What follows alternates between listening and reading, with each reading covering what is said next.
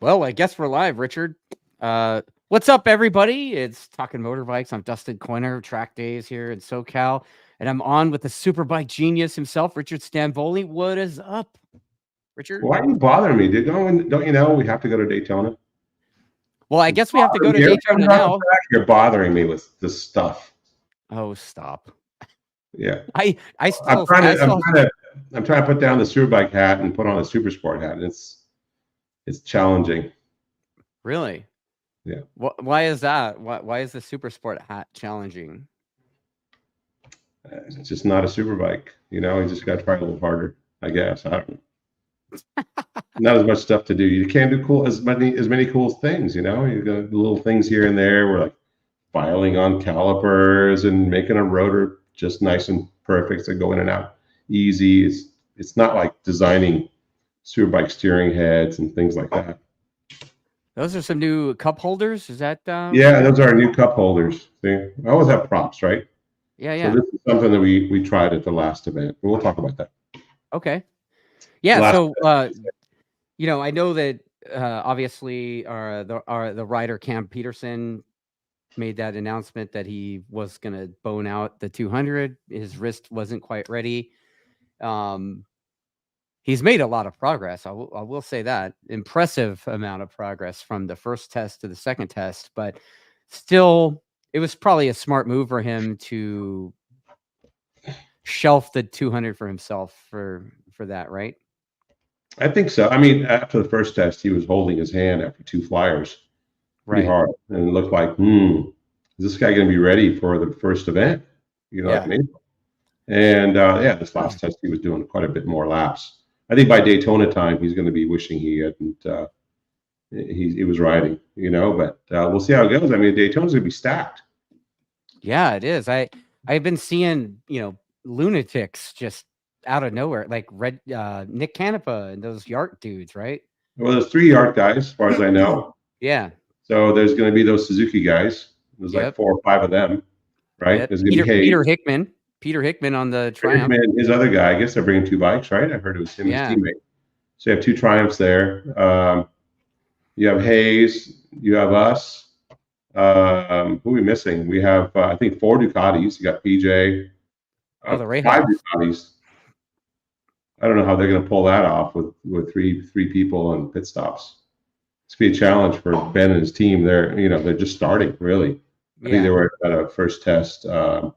The Rahal guys, they were at their first test I think yesterday and today. So they're probably just wrapped up. But anyway, so it's going to be pretty stacked. And you have the Warhorse guys. There's going to be 2 of them. What is it? What did I just count? Like 15 people?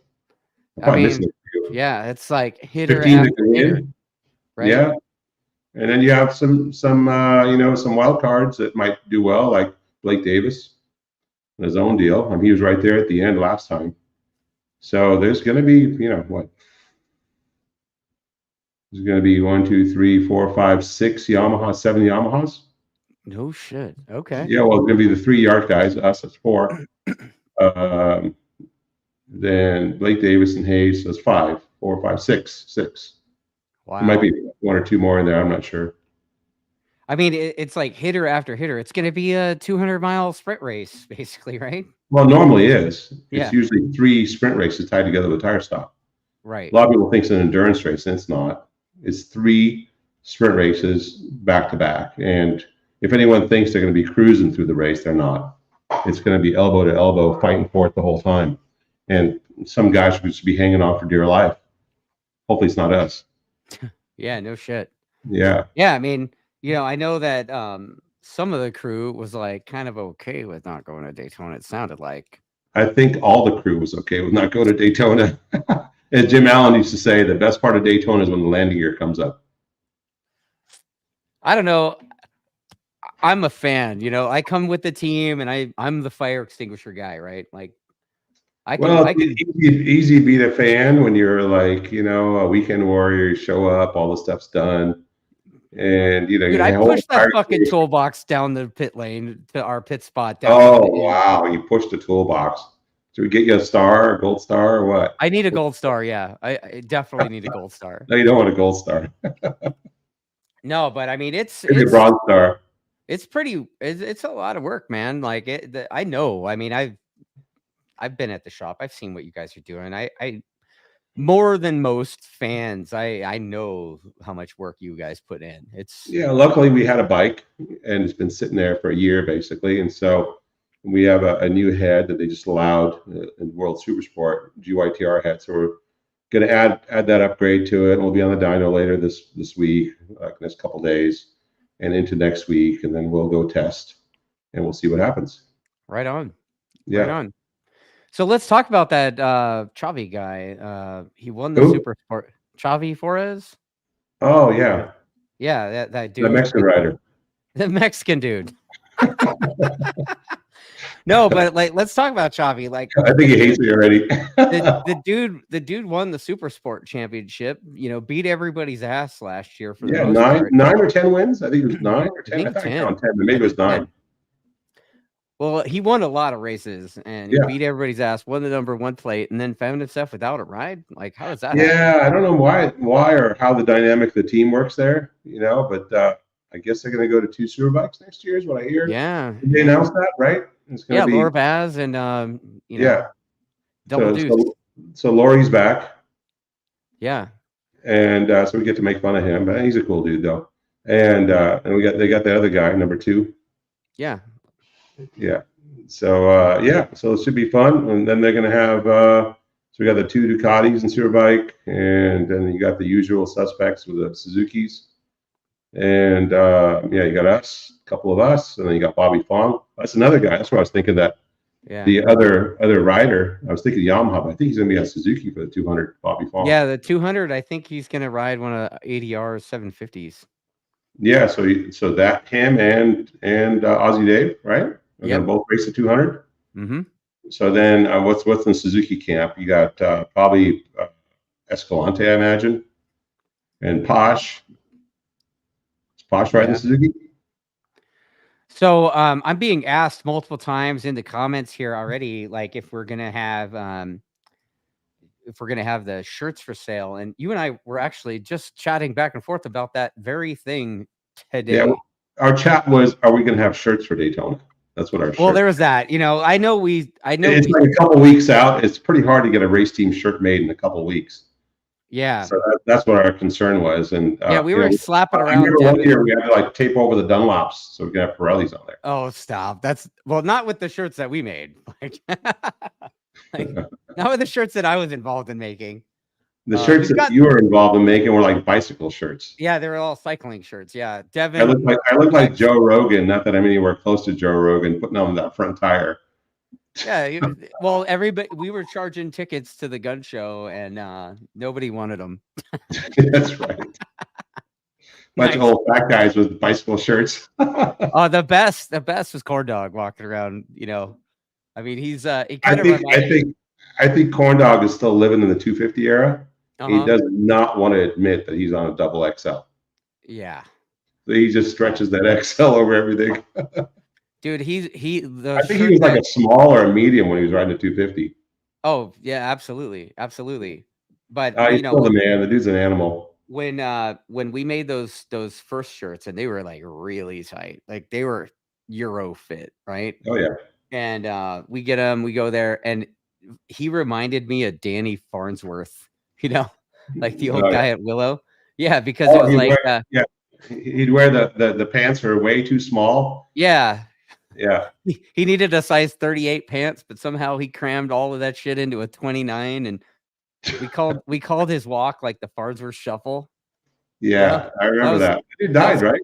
Yeah, he died, I don't know, like 10 years ago or something. Yeah, I remember that. Yeah. He was my instructor when I was a novice. No shit, mine too. Yeah, well, I think he was everybody's instructor when they were novices at Willow. Right. Yeah.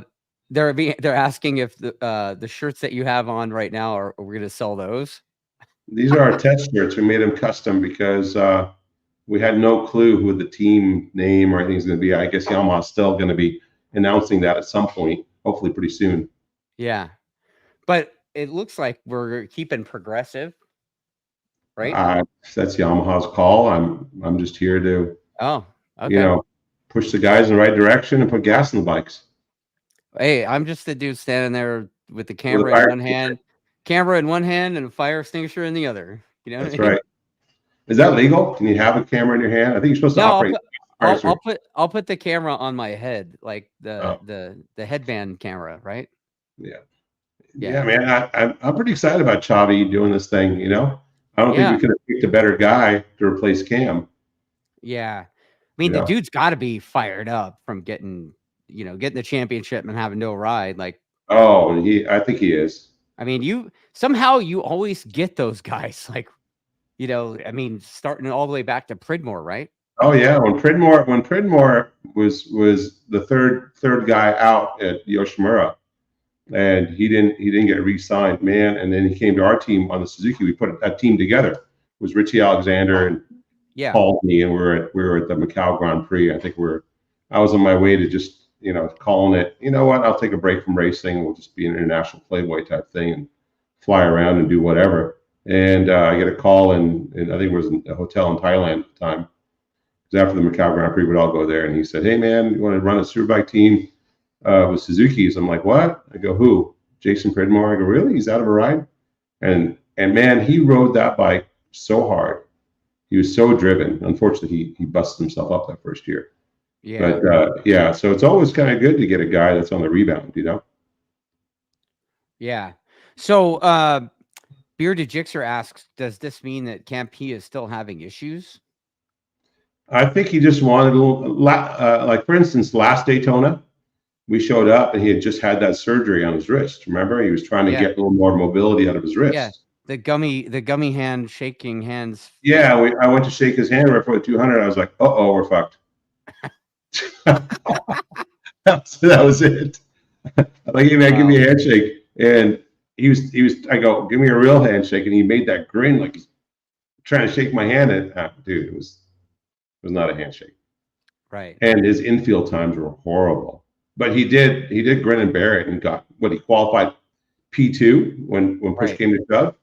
And then we had a stupid time attack. Everyone followed each other slowly in the infield, and he just got a bad run. I'm like, what are we doing? Time attack's like 15 minutes, and then you get like 2 or 3 flyers. You just need to go out there and hammer. But everybody was looking for that draft. And I think what a lot of guys don't understand that Daytona, people say, "Oh, it's worth a half a second or something like the banking." I don't believe that. Because if you look at the draft, what happens? The guy was up against on the back of somebody.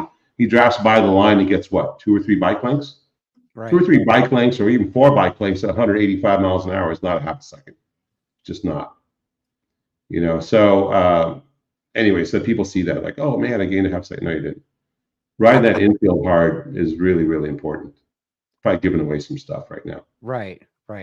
Yeah. So anyway, yeah, he blew the infield run up, and then we end up on the second row or something like that. But even with all that, even with his hand surgery or wrist surgery and whatever he had last time, I mean, he was going. If we didn't have a clutch issue, I think we would have had a real good shot of winning, even with his wrist the way it was. But I think this go around, I think he didn't want to put himself through all that again, where he's half ready, and he just wants to keep doing his therapy and getting ready for Superbike season. Well, I mean, after the first test, I mean, we talked about it in the last show, right? I mean, he was clearly worried about his hand before they even went out on track. And then after he'd spent a couple of days, I mean, he didn't rack up a bunch of laps. And I mean, I'm sure he was probably internally worried as well, like how. Oh, for sure. I mean, he had that look, like, fuck, man, like, am I ruined? Like, I don't even know. But this last test, he was pretty impressive, man. Like he did more laps the first day than he did in 2 days the last test. And I could tell he was excited because he sent me a thank you note, and that dude hardly ever texts anyone, or at least not me. He sent me a thank you note, and it was more about the new motorcycle. But I know he was pretty pumped up about his performance. Yeah, he would get off the bike, he wasn't like clenching his wrist and looking like he ran it over, with a tank. Yeah, I mean, he straight up told me that he had no pain, and I was like, "Wow, that's." Well, the main thing was, I mean, he looked like he was in pain the first test, but the main thing he said was, after a certain amount of laps, he was losing strength in his hand, and so then he didn't have any connection between what he wanted to do and what his wrist was doing, basically. So you'd say, Right. grab the brake, and his wrist like, so that could be kind of dangerous. But this last test for sure, it looked way better. I'm no doctor. I don't know. I don't know what he's Right. thinking, but it looked like he was much more positive. So that was a good step. Yeah. And then there's a few other comments, but one of them is like, what happens if Cam can't make the first race of the season? Who's going to replace him? But it sounds like, dude, I think it's not going to be a problem. It sounds like he's made so much progress, you guys. Like, right? I mean, yeah, two more months, I think he'll be fine. He'll be dialed, and he's quick, dude. He's throwing down serious times. Well, for being 6 months off, and we talked about this last time, he was off about 6 months and the surgery and all that, and his wrist being atrophied out. You know what that is. You don't move it for months, and you just start using it. Your muscles aren't anywhere near where they're supposed to be. And he went out and did.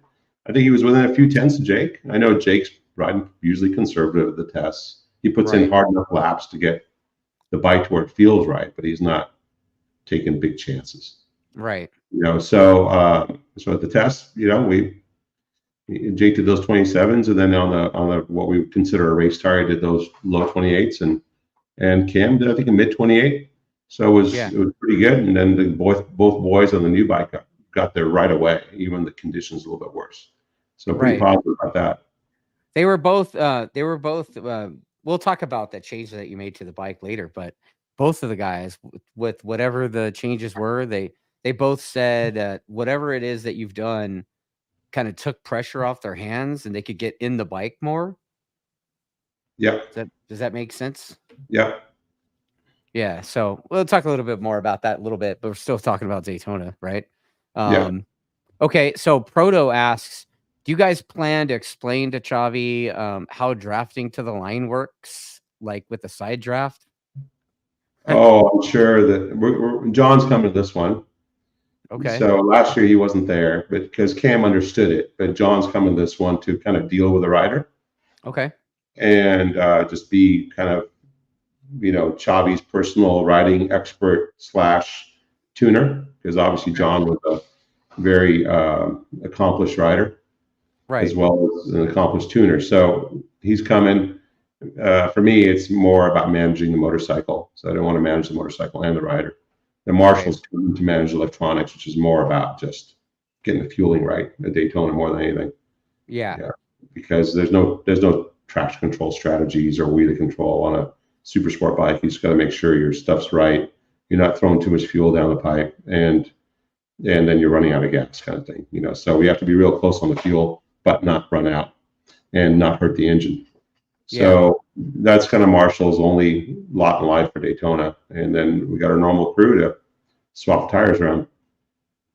Yeah, I mean, I was talking to, I think it was Brandon Posh on the show before the end of the year. And I actually mentioned something to him about the pit stops. And it seems like, back in the day, the pit stops used to be a big deal as part of the race. And if you had a shitty pit stop, you were ruined. But like now you can kind of have a shitty one and still kind of be in that window of the time, the minimum time, right? I don't think so. No? No. Because what I'm saying is like used to be. I think if you're not doing pit stops in the 10s, right, that you're going to be left behind. Really? Yeah. I think the only reason why this last race it was as close as it was because we had that red flag. Oh, okay. Otherwise, we were screwed with the whole clutch thing. We did an extra pit stop. Cameron came in thinking there was something wrong with the bike, other than it was a clutch that wasn't slipping properly. And in hindsight, he could have managed that with using the clutch lever. Okay. And it'd been fine. But he thought there was something wrong with the bike, so he pitted. And we're like, get back out there. So we did one extra tire stop. And our last tire stop was super late. So we ended up doing all of our tire stops before the red flag. Okay. Yeah, so we did 4 tire stops, basically, or 3 tire stops versus 2. And he was trying to unlap him. I think he just unlapped himself to Heron when they threw out the red flag. And the way Daytona works, they look at it like a 200-mile long race. Like imagine a 200-mile race in the desert, right? So if you have a red flag and one guy's 5 miles out, you're not going to start the other guy 5 miles back. You stack everybody up again and you start again. That's the way the Daytona goes. There's no, which we didn't really understand the rules completely, but then we talked about that too. Yeah, nobody else did either. No, I don't think anybody understood the rules, including race direction. Right. They were still trying to figure it out. So what I was talking about is the minimum time, right? It just There's no seems like, minimum time. oh, they don't have that anymore. No, that's only for the no, it's the same old Daytona. Okay. There's no waiting in the pits like you would in World Superbike. Okay. Or yeah, so they put that minimum time in for I checked on that. Okay. And it's the same Daytona we ran last year. That's why I think he told me that what Pash said. I think he was talking more about the sprint races that were having the extended races, where you had to spend a certain amount of time in the pits and roll out. Okay. And that didn't. That gave. So that was probably an answer to some people that didn't have real fast quick change stuff. Right. Okay. Yeah. So no, Daytona is all about getting that pit stop done. Yeah. So if you do the only limit you really have is the pit lane speed limit. But since you are always somehow on the end of the wall, there's, the rider doesn't have very far to go with the limiter on. Well, it's the same amount of time.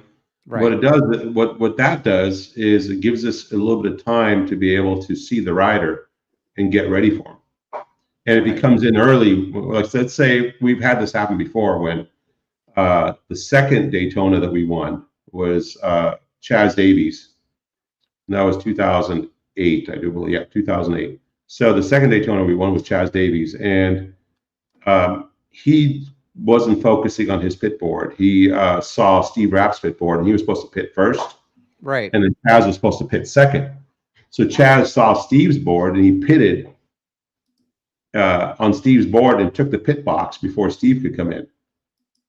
He came in, and so while we were servicing Chaz, Steve came in. It's like he sits there and goes, "What's up?" I'm like, "Go around, dummy! Why are you stopping here with your hands out? We're in the middle of a race." So he went around. So he ended up getting second in that race after all the disqualification, the haze, and all that stuff happened. And he ended up getting second in that race, and with an extra stop and go penalty, basically. So that was his race to win. But anyway, so make a long story short, that pit lane being so long for us, we're able to see, hey, Chaz is coming in. Yeah. That type of thing. It's not Steve. Make sure you get that. If it's a different wheel or sprocket, make sure you get those wheels out, or that ratio or whatever that's specific to Chaz. It could be a different compound or different sprocket or something. But usually we ran the same in both bikes, just because. But anyway, so that's kind of the idea behind having that. And also, when you roll out, you don't have to hit the pit button at all. You just roll out, and off you go. Yeah. So there's a little bit of time savings on that, but it is a pain in the ass when you're setting up pit. Like normally, what they did before was you would grab your pit wherever close to your garages, so you didn't have to go all the way down, like 3 miles down or whatever, down to turn 1 where we would normally pit. So you would do that all week. And then for Sunday morning, you would move all your stuff down to wherever your position was you picked. Right. And then you would practice your pit stop for morning warm up, and then you would do your race. So this go around, then Motor Mecca changed that last year, because the first year they were confused, didn't know how it went for the last decade or multiple decades of Daytona 200s with the AMA. So they were arguing back and forth that no, we get to be here during Sunday morning warm up. No, you can't be here. No, we're not moving. This is Sunday morning warm up. This is the way it's traditionally done. We get to practice in our pit stall, so the rider knows where the heck to stop. Right. They're coming down pit lane, and if you move the pit spot, they're not used to where it's at. They're going to be looking for it the first time they go around. If they're just doing it for the race. So anyway, we straightened that out, and then they said, you know what, we're not going to do the lottery thing and assign pit stops on Saturday night for Sunday morning. We're just going to go ahead and give you the pit spots based on your last finish or whatever. So we finished third last go around, right? We finished second, first, third. So I guess we'll be third pick. We may not be in that number 1 spot, maybe in the number 3 spot or wherever, but it's close enough. We'll be able to be. Most guys don't want to be in that spot because it is a haul. To haul all the equipment there, walk back and forth. If you need something in the garage, you're screwed. You got to run there, take a scooter. But all us old farts will get a little workout. Yeah, we all have our foam strapped to the bottom of our shoes, right? Yeah. Yeah. So it's a hike, but it's a workout. It's good. That's what we all need. So, yeah, I've got some more questions here about Daytona. Yeah, Ask Hayes about shitty pit stops. I'm sure Hayes. yeah, ask Hayes about shitty pit stops. That's really funny. Well, he still was able to get up there, but Yeah, I think that red flag restacked everyone. yeah, One of the worst Daytonas I've ever seen officiating was when DMG ran it. I think it was DMG. Yeah, and then we had JD Beach riding our Kawasaki. If you remember that, yeah, the Road to Daytona thing we did, right?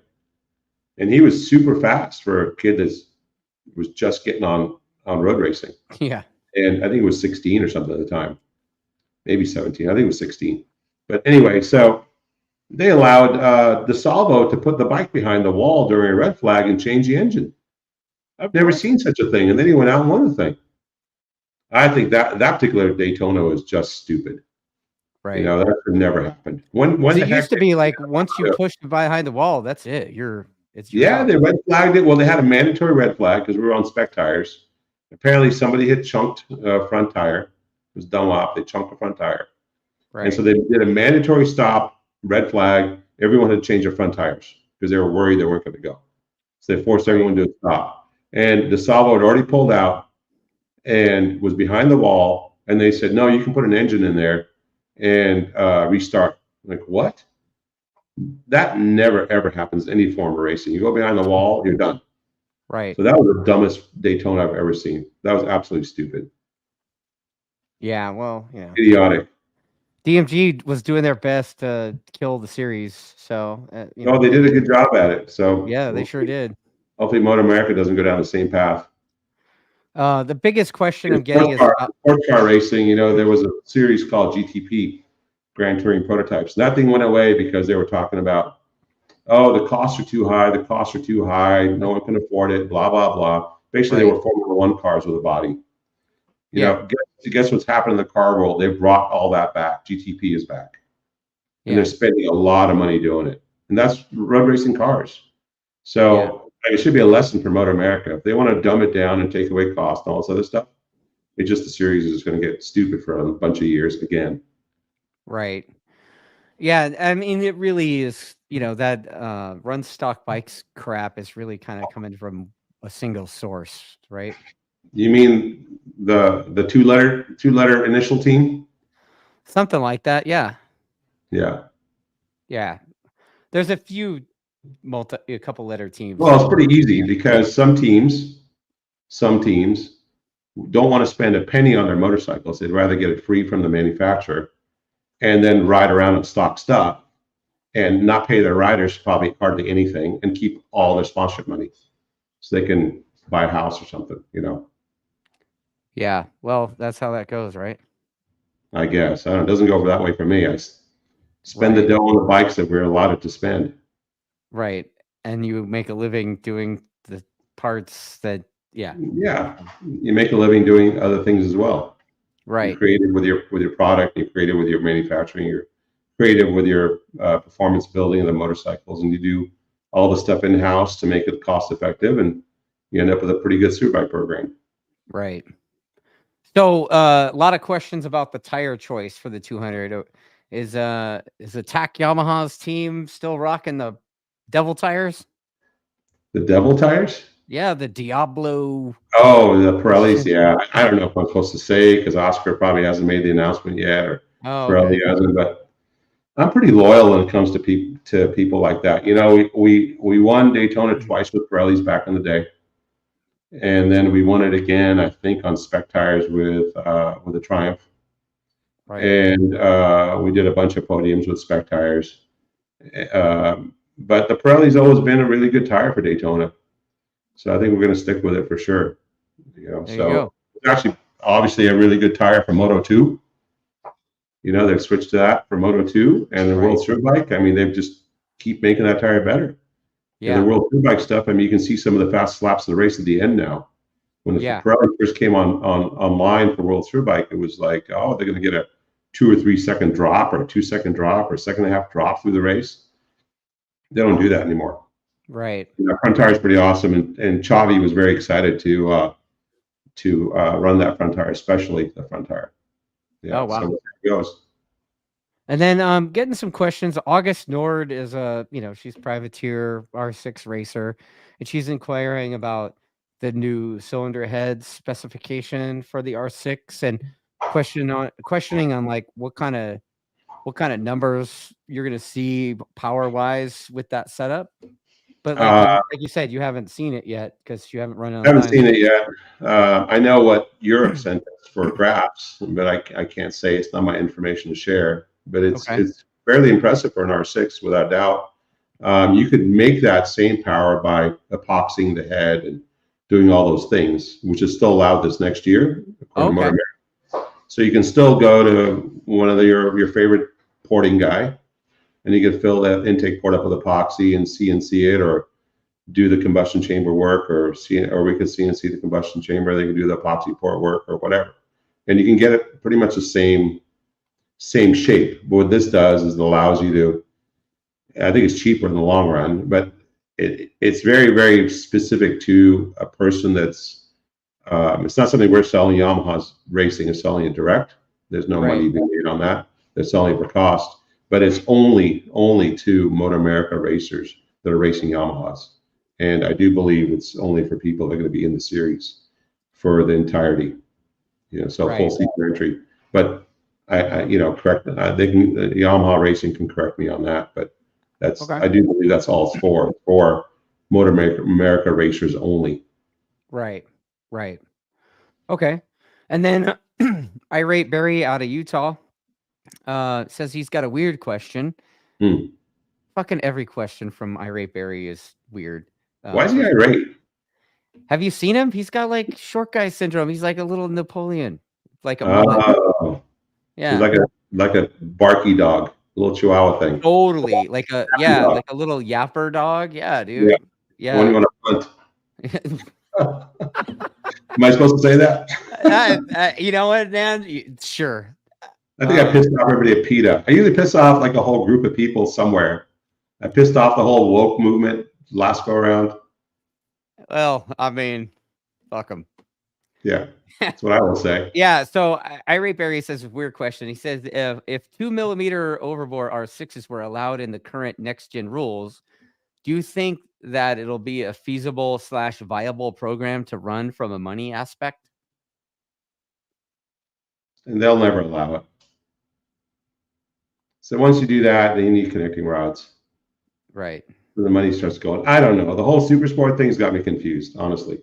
Right. Because they're talking about allowing, you're going to get a kit with your super sport bike, like your bike's slow. So then you're going to get a kit, and the kit includes an airbox, includes a this, includes a that, So you end up building a super bike. What happened to keeping it cheap? Yeah. Super sport, like a middle class that shows the rider's potential before they step up into a proper superbike class. Right. But I don't know. I guess I'm not, a visionary and understand what's going to happen with motorcycles 10 years from now. But whatever, we'll probably all ride in some kind of weird hydrogen powered electric thing pretty soon. Hydrogen power electric thing. Nuclear. Yeah. We're going nuclear. Yeah, that won't work. No. Yeah. So Barry says if you punted him, he'd make it through the uprights. So what's that? If you punted Barry, he said he'd make it through the uprights. So, yeah, that's pretty good. From the 50-yard line? Probably. I mean, if you've met him, you'd know. Like he's a little guy. Okay. Explains the irate. That's why he's all angry all the time, right? Yeah, a little Napoleon. And then 848 Evo says, isn't this the last year the R6 can run in Motor America anyway? No. No. Okay. Next year you can still run next year. There's a certain amount of years because they're releasing the new race. I think there's a 2024 race. I know we've ordered some. Okay. So the dealers still be able. I don't remember the rules exactly, so I'm sure I'm going to be wrong. But I know I think there's a few years you can race the bike once it's homologated, like 2 years or 3 years or something. So it's not the last year, and I think it's still a great motorcycle. I mean, think about drive-by-wire electronics with real stuff in it. It's a little miniature superbike if you think about it. And But next year, I do believe you have to run next gen only, which means that I think that they're going to make that head mandatory. Oh, okay. When we're running this year, I think they're going to make that head mandatory, not an option, Okay. and the electronics mandatory. Okay. But there may not be that many people running the R6 next year because Yamaha will probably bring online another bike. Right. Yeah, So that's the other question. Proto says, will Attack run the R9 in 2026? I don't know.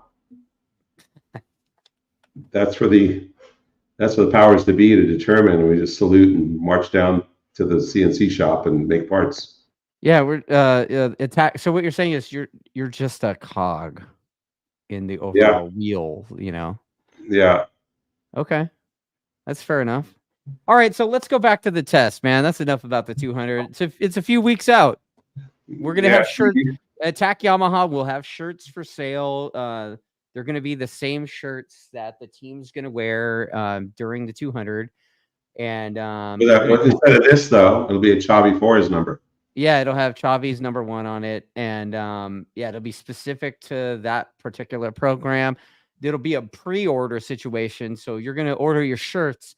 And I think the shop's going to take orders basically through Daytona. And then after that, you know, the Monday after Daytona, sorry, bro, if you didn't get it by Sunday, you're out. And all of them will be, we'll make the big order. And then, you'll a couple weeks later, you'll have your shirt, basically, right? Yeah. Like last time. We always have some stragglers at the end. And yeah, we order a few extras. Yeah, we order a few overstock, so I always have to call and say, hey, do you have my extra small or my quadruple XL or something like that? Right. We may have one of those still left. Yeah, Proto says, are they the stretch shirts? No, they're not stretch shirts. We'll find out when we get them. But we advise you, if your standard shirt size is a large, for example, order an extra large. Because they're fitted. They're fitted. More Euro sizing and less American sizes, right? Right. Yeah.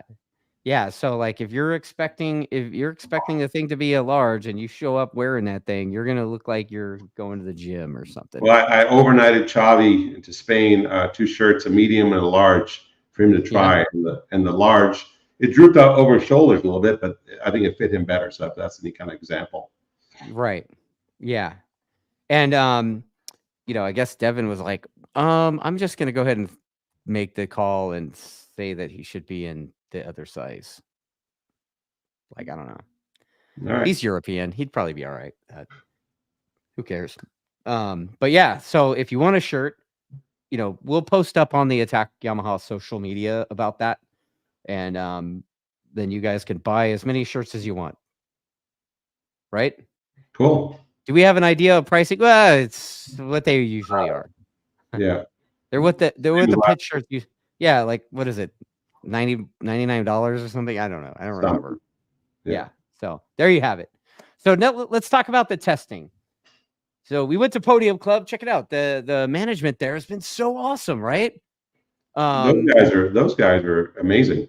They love us, right? They must love us. They gave us the code to the gate. Yeah.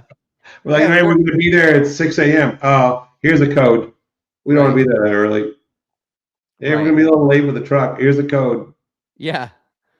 Yeah, I remember picking you up at like 11 o'clock at night or something. Yeah.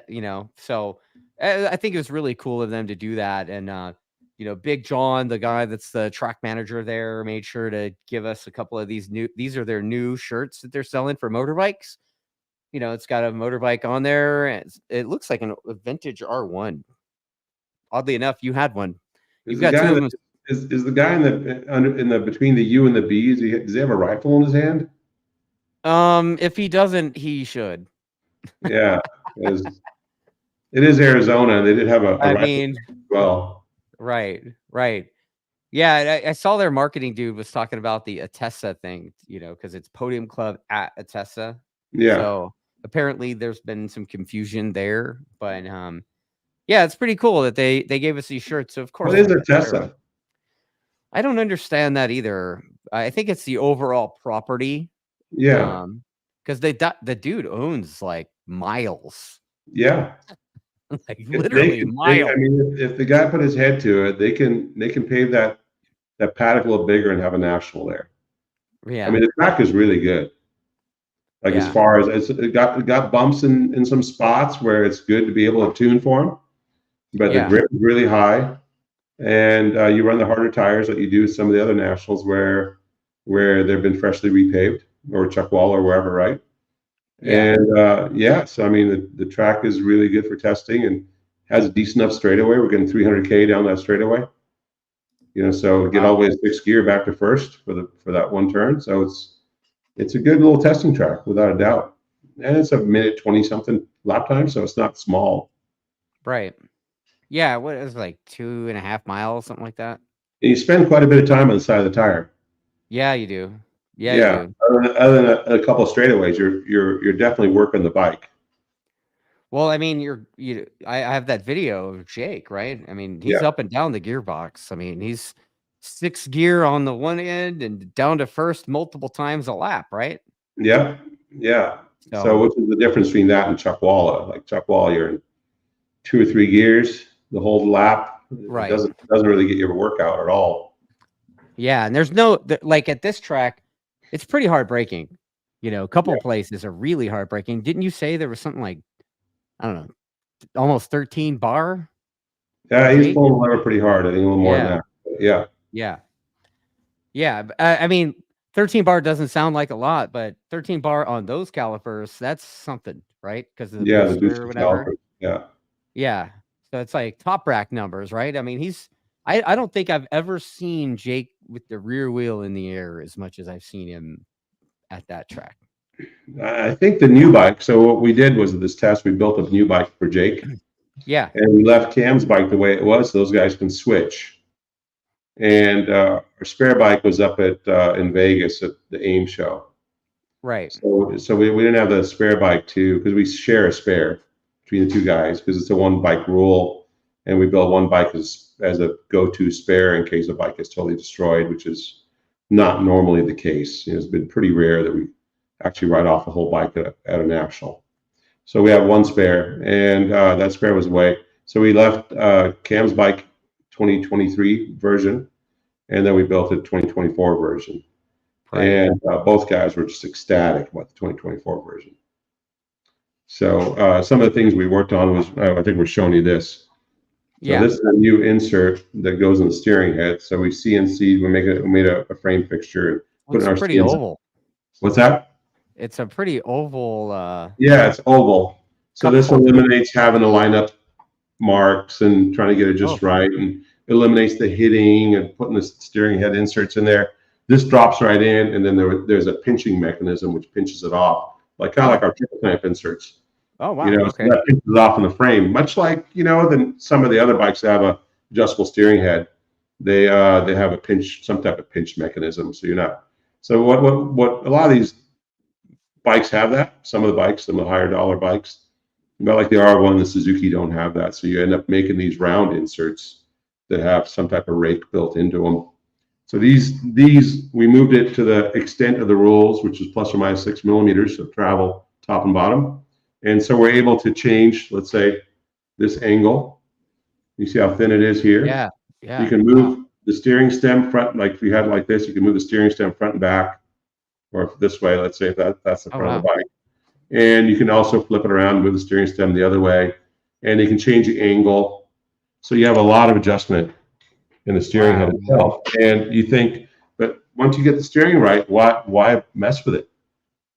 Because you can take and change the whole attitude of the chassis. Let's say you wanted to lower the pivot, but you're out of range, or you want to raise the pivot, you're out of range. So you can change the whole chassis, change the steering head using MotoSpec. Remember, we went through all that MotoSpec stuff. Yeah. You can put the steering head back to where you were by changing the angle of the steering head, and then put the pivot where you want it, and now you got a little more range. And we found ourselves last year being kind of stuck in an area where we were maxed out on pivot and maxed out on steering head angle. Like, well, so this was the answer to that situation. Give ourselves a little more room because, like I said before, we didn't have a lot of off-season testing with freshly paved track. Right. So once we got the Laguna, we had to kind of learn it right then.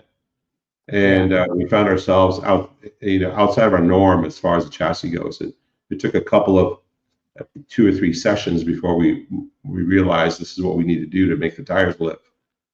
And so we did, but like I said, we found ourselves stuck in one range. So these are the pivot inserts. So you've seen these before. Yeah. That's a 5.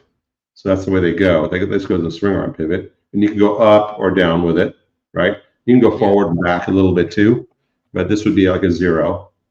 That's dead nut center, right? So you have the ability by the rules to machine that area to 5 millimeters plus and down, up and down or whatever, and forward and back. You have some room there too.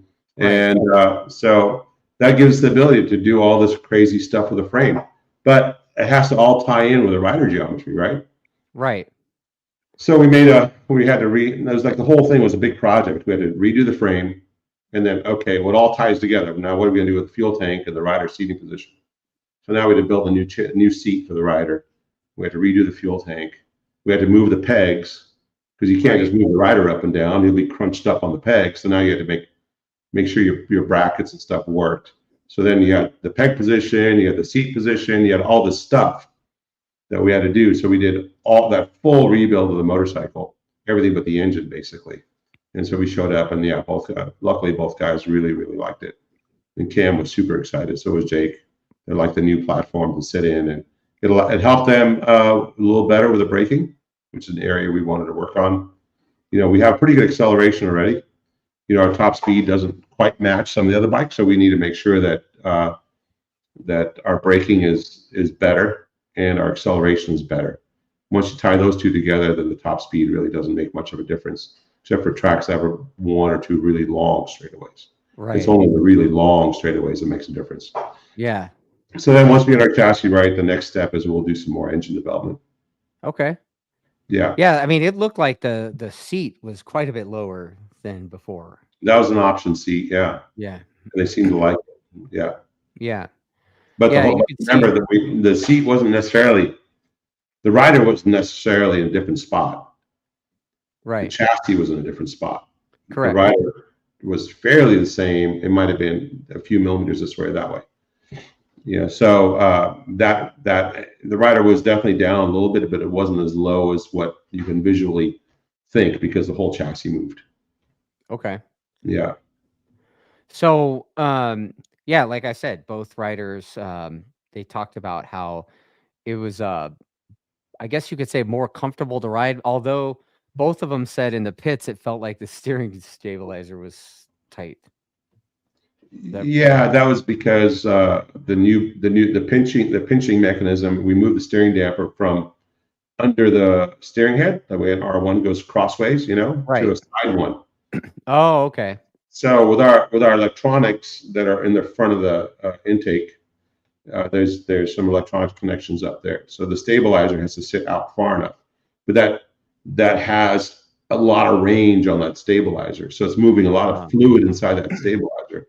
Meaning that if you do a fast action change, then that, like if you're just pulling on the bars back and forth, you're going to try to move a lot of fluid past that orifice. So we need to do some steering stabilizer work to get it to where, honestly, I mean, Jake didn't even say anything until he rode the other bike back again.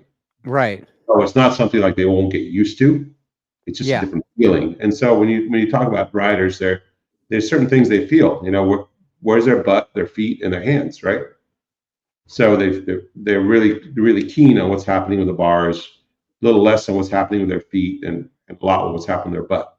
So once you get change the office slightly, you change where the phone is, they don't function quite as good, Right. Right. Like, I'm trying to pick up the phone with my left hand, kind of like the handbrake they're still trying to get used to after half a season, they're still trying to get used to it. It's like, it just takes them a while to go, hey, the brake's over here. It's on the hand. Yeah. Yeah. So Brian Green has a question about your new calipers and that you switched to last year. Yeah. He said that, you believe that he believes that you said World Superbike ran those, Yeah. And would you say that those new calipers have made a difference? I think so. I mean, Cameron liked them a lot straight away. Jake got on them. He's like, holy crap, they really work. He goes, let's put the old ones back because I got to get my head around them. Right. They're that different. So they're what they have is a ramp at the top of the pad. I can't remember what it was. Like, I think it's 11 degrees or something like that. I might be wrong on that. Maybe it's 7. But they have a ramp, and so when you pull the brake, the pads go against the rotor, and then they go up, right? Right. And there's a stainless abutment up there, and it's angled, so it pushes the pad into the top, into the rotors like this. So instead of having asymmetrical pistons, Right. they have this ramp, and they worked on it. I think they use similar concept in MotoGP for sure in World Superbike, and it's called a boosted caliper. So it's almost like power brakes. Boosted caliper. Yeah. Okay. Yeah. And they have some anti-drag features too. They have this little spring thing which is ramped the other way. It pushes the pads back when you're cruising, so the pads are floating. And then when you snatch them, they go up and they push into the rotor. So they wedge into the rotor, So that gives you for less bar, you can get more force, less bar pressure on the finger. So I was talking to both the riders, and you let me put a GoPro on both the bikes, and that was fun. Which I love that. Oh, I know, man. I that's what preseason testing is for, right? GoPro shit. Yeah. Yeah. That's the whole reason why we were there, right? No, but you could see the riders really are a lot different. They are not the same at all. I mean, Jake seems a lot more busy in the gearbox, and then Cam is more like he stays in the one gear a little bit longer than Jake does. Even their lines are a little bit different. Jake's kind of on the pipe, letting the thing do its thing, and Cam was doing something that was pretty interesting. He was straightening out this part of the S's, and I was just fascinated by that. And I got him to come out with me in the car and walk me through his mindset. It's pretty crazy how he just is able to articulate exactly the reason why he's doing it, where he's going, exactly why every lap.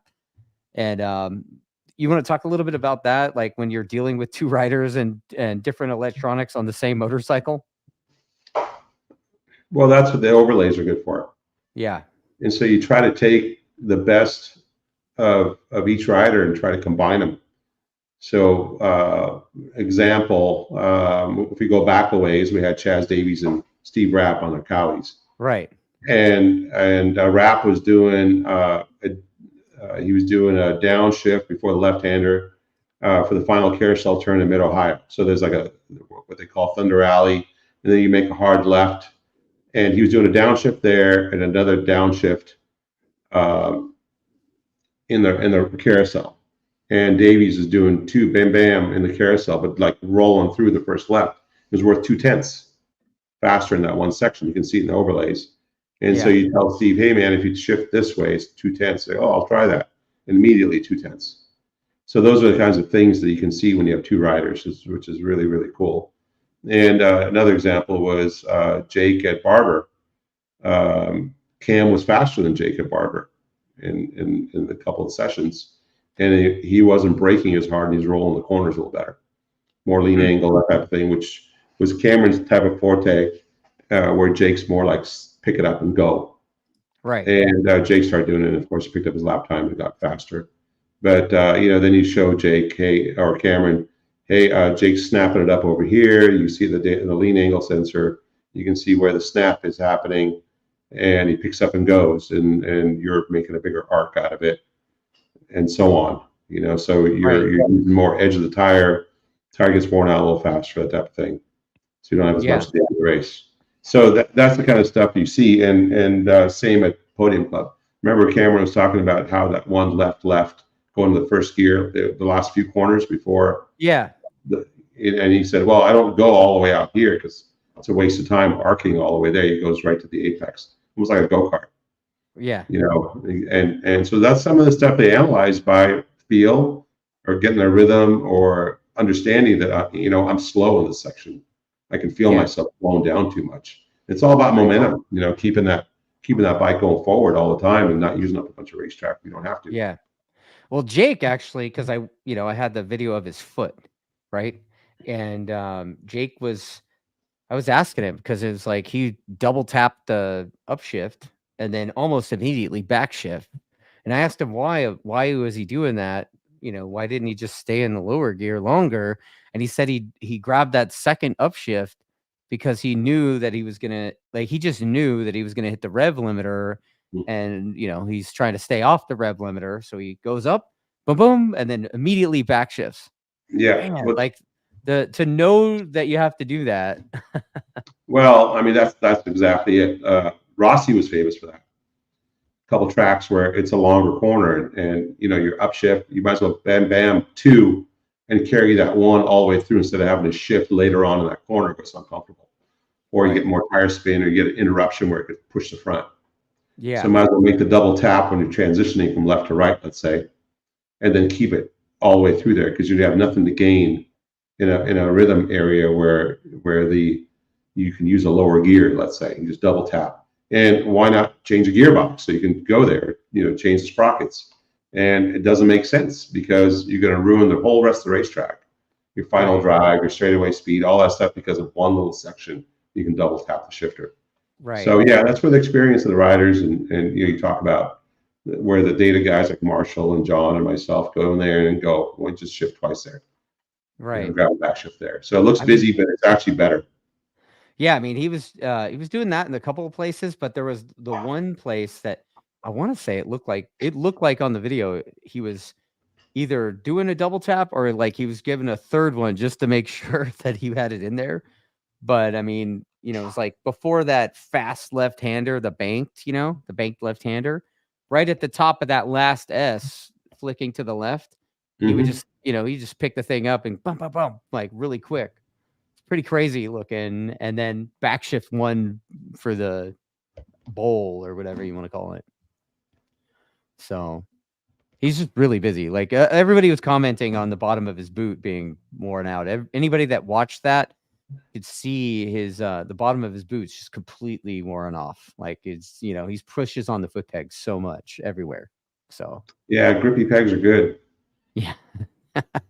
Yeah, the Attack Performance makes the best foot pegs. Everybody knows that, and everything else is cheap shit. So there you go, trash. You said it.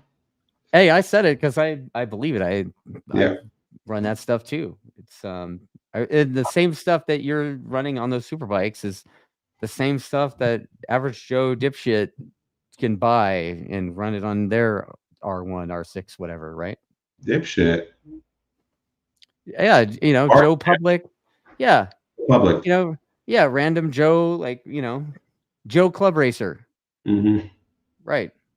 Hey, so, we need those guys too. Yeah. Huh.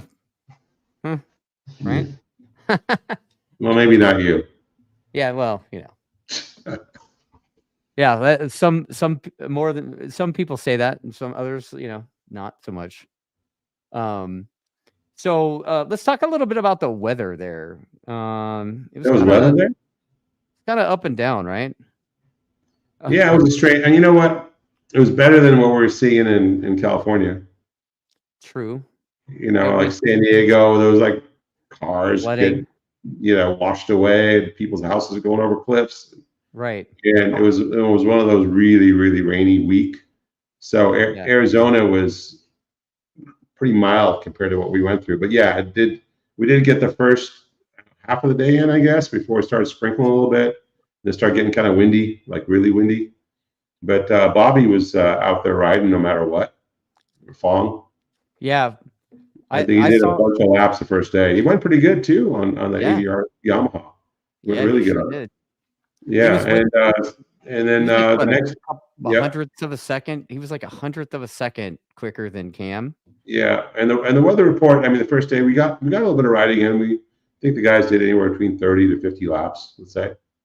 Right. So and maybe a little bit more. And then the next day, yeah, I mean the weather was teasing us like, oh, it's gonna be, you know, warm and dry all morning, and then it just sprinkled enough to get the track wet. So then we sat around.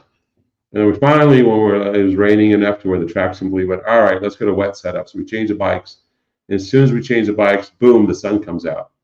Of course, it's Arizona. It's dry, basically, mostly dry. A little bit of wind. The track dries up almost instantly, except for a few wet streams going across the track because it rained Right. hard enough to have a few puddles and streams and things like that. So we're like, you know what, screw it. We already got a wet setup on. And how often do we get to ride on a drying track with rain tires? Right. Like, it's happened quite a bit, right? Yeah.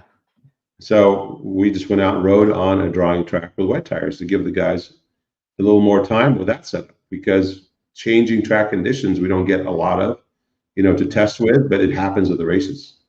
Yeah. So yes, I mean the Dunlop rains work actually pretty decent in the dry. They're not too bad. You're not going to go super duper fast, but I think it's a harder compound rain tire than what you see in like World Superbike or MotoGP. And so I think it hangs in the dry a little bit better than some of those tires. They might fall apart a little quicker. But yeah, no, I mean they went out and did some laps and got a little taste of what the weird conditions are when the track's like puddles here, dry there, dry line, braking on a rain front tire, and the pressures you have to run. Get a little more data on that. So that was pretty good too. And then right when the other guys kind of pulled up stakes and left, the place dried up, and we were able to do another hour of dry. Yeah.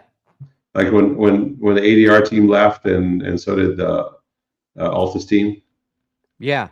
I mean, like the track started to dry up, and Bobby looks at Aussie Dave and he's like, "All right, get my bike back off the trailer." And he's like, "Man, they already all loaded up." He's like, "You're out of your fucking mind, dude. That's not happening." Yeah, so we rode from whatever, like 3:30 or 4 o'clock to 5. Another hour got in there, and we got a little bit more trading back and forth on the bikes, making sure that a little more time for Cameron to ride the new bike, and so we get 2 thumbs up from both riders before we go and build a bunch of them. Yeah, I mean, I was gonna say, the last hour or so of the test. I mean, Jake was already out of his leathers, and Cam was still burning. It wasn't an hour. No, it wasn't an hour. It was probably the last 15 minutes or so. Well, it seemed, it was within the last hour of within the last hour. Yeah, like it seemed like he just he didn't want to get off the bike. Yeah, he was super happy with it. Right. Very happy. Yeah, it was refreshing to see that, considering how the first test went for him. So, seems like no worries. He'll be ready to come out swinging come Road Atlanta. Yeah, at least that's what it seems like. It seems that way, but we haven't done a race run simulation, so I think maybe our next test, we're going to Buttonwillow next. And we'll give that yeah. I mean, we're doing. We got a couple of days with you. I've basically sold the track day group the first day to Jared. He's got like 10 guys that are going to do that. Perfect. And then, but yeah, so the Friday, March 1st, random track day customers, if you want to come out and ride 30 minutes at a time. And then while you're not on track, the Attack Yamaha boys will be out there along with maybe a few other teams. So you come out there and take a look at what these guys really are doing. So what's Jared doing? He's got that Thursday? Yeah.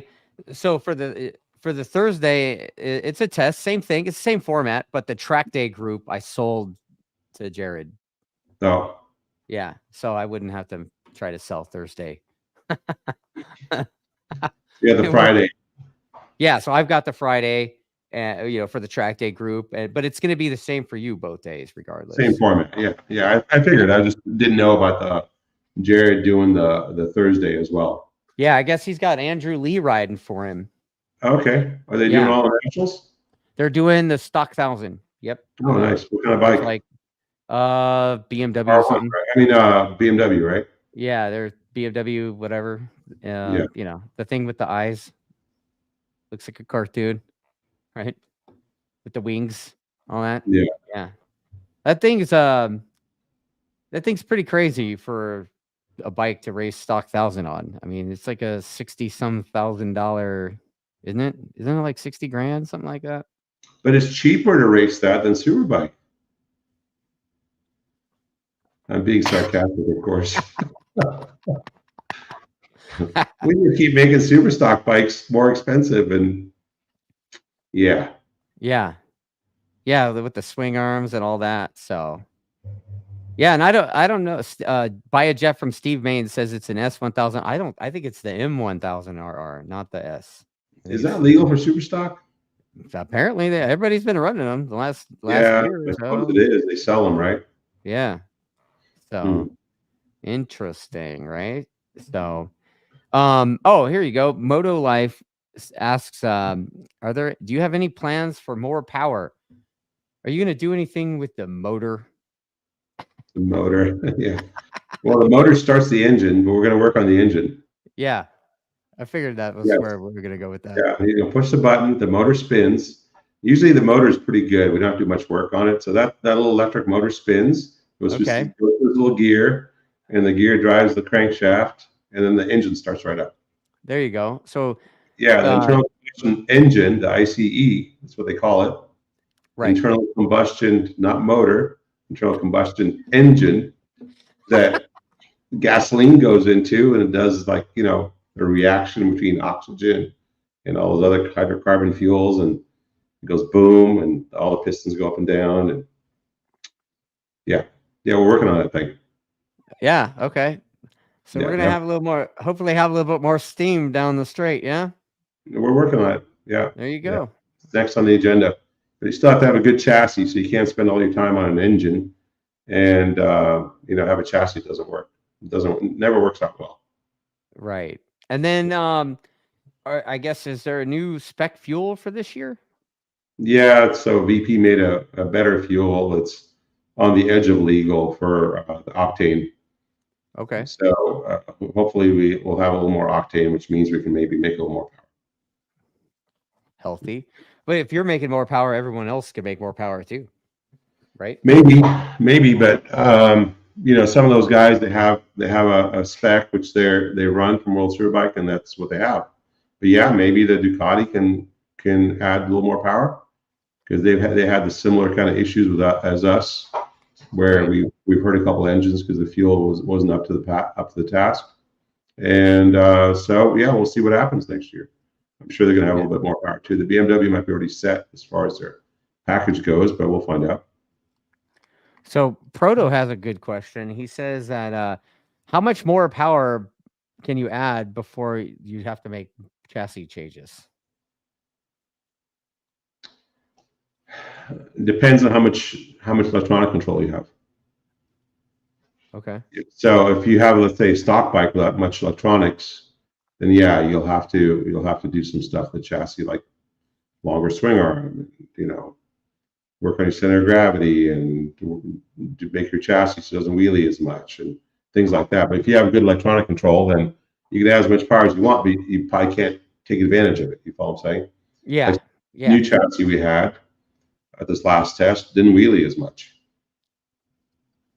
So that was immediately, Jake said it doesn't wheelie as much. And then Marshall was able to add more power. So you follow what I'm saying? So Yeah. so now that we're able to add more power to our chassis, we come back with a stronger engine, then we'll be able to take advantage of it. So up until then, if we have a strong engine and we don't have a chassis that's ready for it, it won't make any difference. We show up with an engine first, we'll still have to tame it back with a traction control or wheelie control, things like that. So you end up with the same power. That's all the chassis can handle.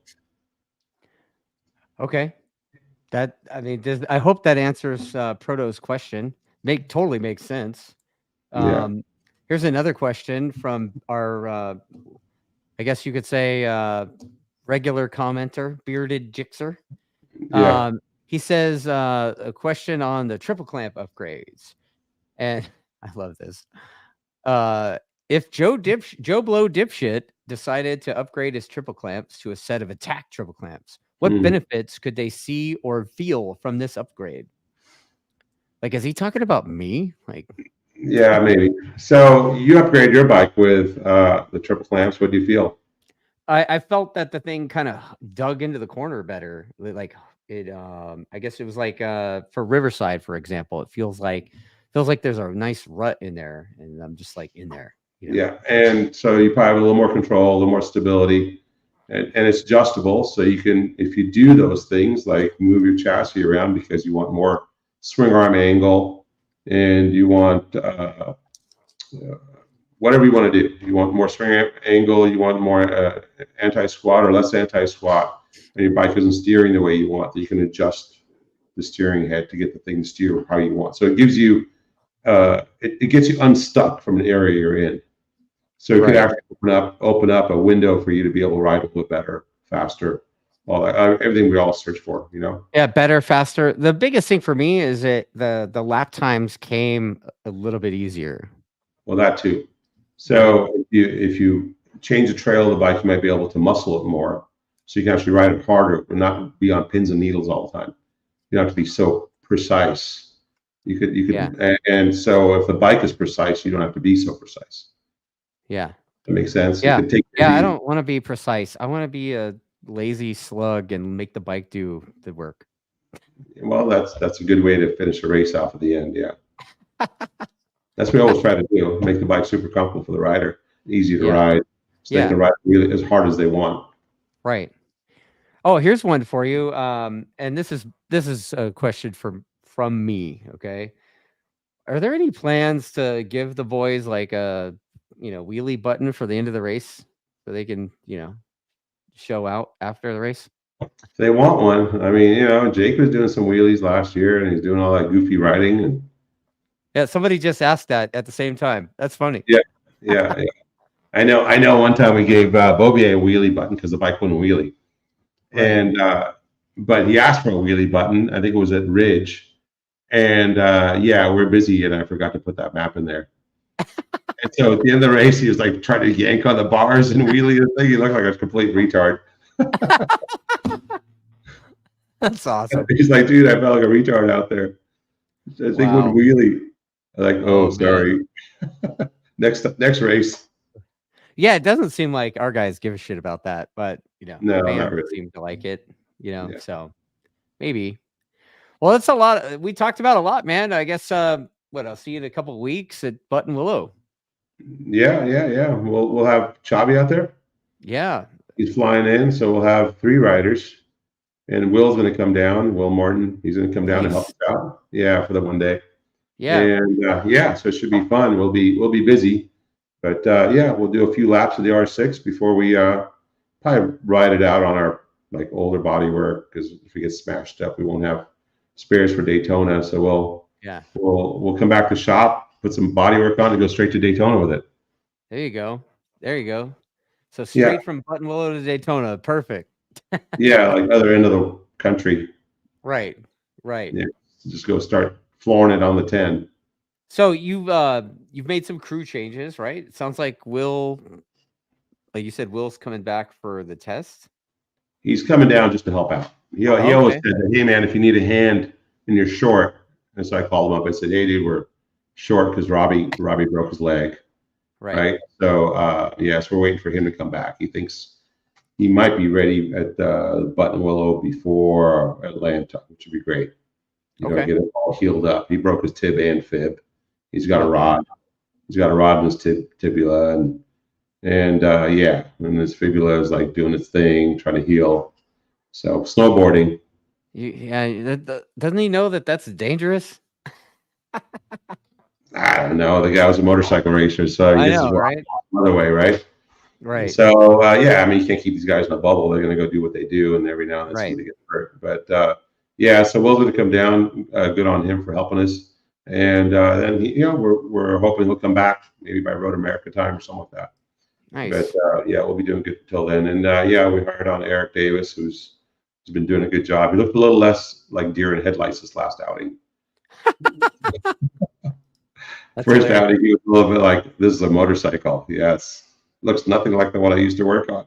Yeah, well, he was used to working on stalkers, right? Super Sport, yeah, stalkers, right? Yeah, like I said, Super Sport stock harnesses and all that stuff. It's just awful. Right. But anyway, so we hired him on, and he's going to be helping us next couple of seasons, hopefully. Wow. Yeah, so everything's going good. Well, this has been an interesting show, Richard. Just so you know, we had At peak, we had 4,800 live viewers concurrent. Come on, dude, don't lie. We only have like 3.5 people watching this thing. It's 3,900 right now, bro. It's like 3.5. You're missing a few digits though. Like your decimal point. There's a decimal point in there somewhere. Yeah, Right? it's like 3.9. Yeah. Yeah. 3.90. Yeah, I don't know. Falling asleep. I don't know, man. I mean, is what it is, you know. I can't believe there's 3,900 people that bored. I mean, you know, I think we bring something different. You know, I mean, it's not just the same. Hey, you know, like it's not that. It's we actually talk shit, and you know, it's real. I think that's. You mean you don't have the Giggly twins from Motor America doing an interview? You said it.